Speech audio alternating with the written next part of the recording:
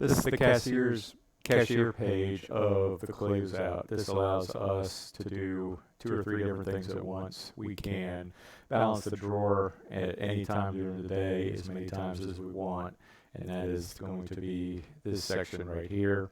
We record the tips that essentially acts sort of like as a paid out out of the drawer here, and tip shares that are the servers pay in as well.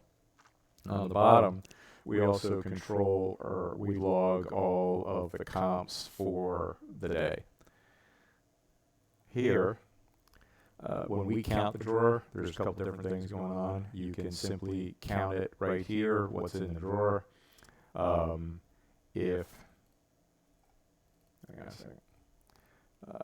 If there was any money pulled out of the safe that was part of the drawer, you could put that in here. But this is money that is just in the drawer. All you got to do is count it up. It'll add it, $945 in the drawer at the moment. You can pull up a flash report on your POS, and when you find the right number to put in there, you put that in. And you also have to put in the amount of cashier tips paid out at that time, in addition to any of these tips that have been paid out during the day.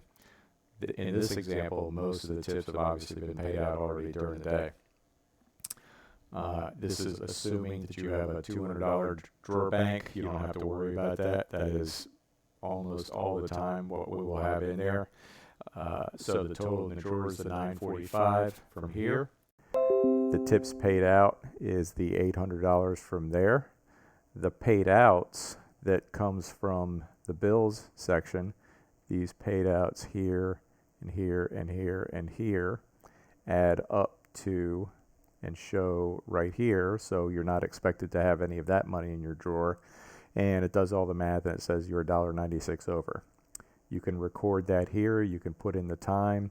If you know military time, let's say it was 3:30 in the afternoon, you can know 15 and then hit the colon button and then 30 and hit enter, and it automatically tells you 3:30 in the 3:30 p.m. Just type in the name of who the cashier is and then the amount. So here you're $1.96 over, and that's all you got to do.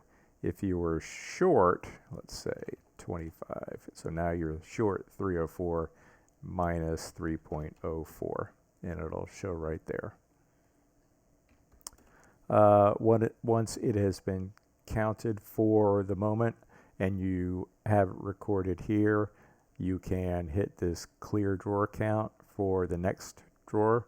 So you'll have to change the cashier amount, obviously your cash payment out of your flash report from the point of sale there, and then start counting again here, and you'll be fine for the next one. Certainly the drawer should be counted at the beginning of every cashier shift and at the end of their cashier shift, and hopefully at least once during the middle of the afternoon, and then again in the evening. Notice here 5:20, Kayla, she counts it, she's $6 over.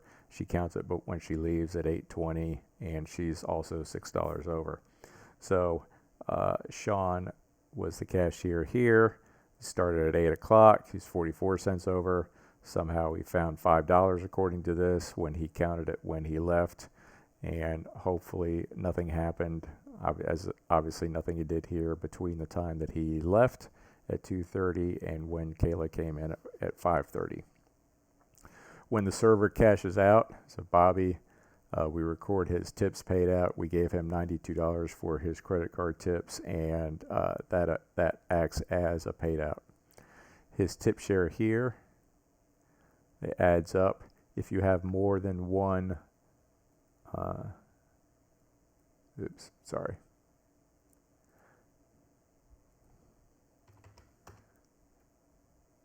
If you tell Bill, so there's $61 in tip share. If Bill worked 3 hours and Joe worked 4 hours, that'll take that $61 and split it up automatically here appropriately based on the total number of hours that they worked.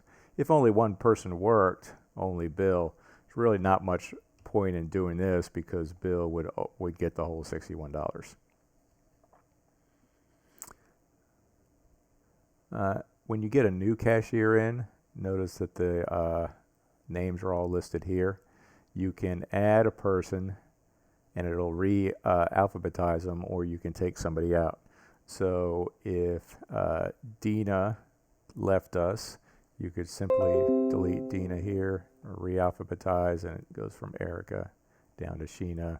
If you hire somebody named Joe, put them on the bottom, a new person, alphabetize, and then Joe goes right in his slot there. When we have a comp, we're going to pick the employee's name. That's from the list, the same list that we've got down here that we used for loans, of course, or the cashier screen. So here's Yvette. Was this comp an employee error? So if this is something that Yvette messed up, that's her fault, then the answer is yes. If this is a comp that it was not Yvette's fault, but she was the server, then it's no. Those are your only two choices. If you type in something in here like G, it's just going to beep at you and say, no good. There's only two options. So, same thing with the reason. On our list page, these are the official reasons for any comps. Employee meals, 10, 50, 100%. Manager meal. Stevenson is anything that has to do with Gordon or his family. And we'll go over these in more detail later, but a couple of quick ones, the ones that are sort of we have to pay most attention to. So if Yvette rang something up wrong or she made a mistake, then that's going to be service. And if it's service, it is almost certainly their fault. The amount off of the ticket, $5. Try to explain it simply and factually and in a way where somebody reading it later would actually know what happened. Forgot to ring in side item.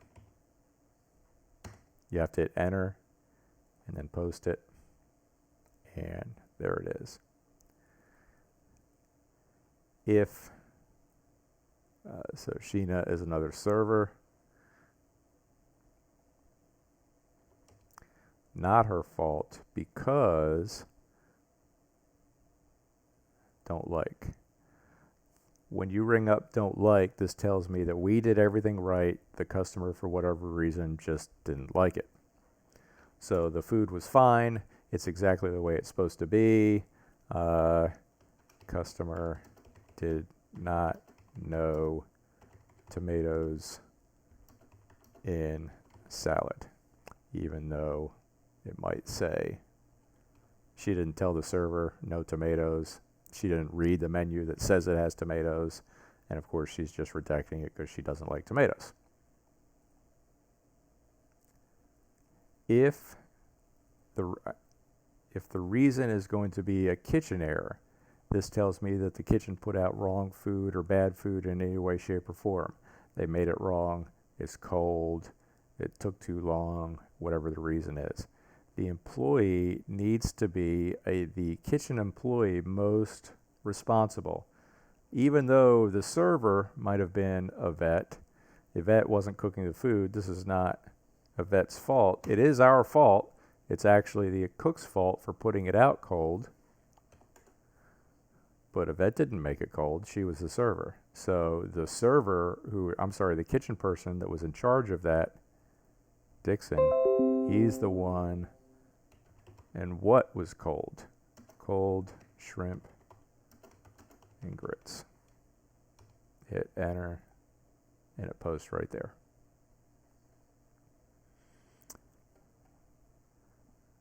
This Bite Squad is for Seminole only, and this keeps track of us, of the delivery service that we do, and they have a discount. So we'll leave that off of this training video because that's only for the one restaurant, but that's where that goes. And I think that is it for the cashier page. None of these calculations here affect the end of the night accounting. So when we're doing the end of the night and coming up with the actual deposit that we're going to put in the bank and the cash overshort for the day, none of that is affected by this at all. This is strictly for balancing the drawers during the day. I forgot one other thing. Employee meals, even though, sorry. The standard employee meal, we don't need to post those. The only thing we're interested in this log is kind of what went wrong, whether the customer didn't like something or we messed something up, or those are really the primary reasons that we want to look at those. There is a way for us to track how often a vet makes service errors, and we'll get into that later. And that's it for the cashier page.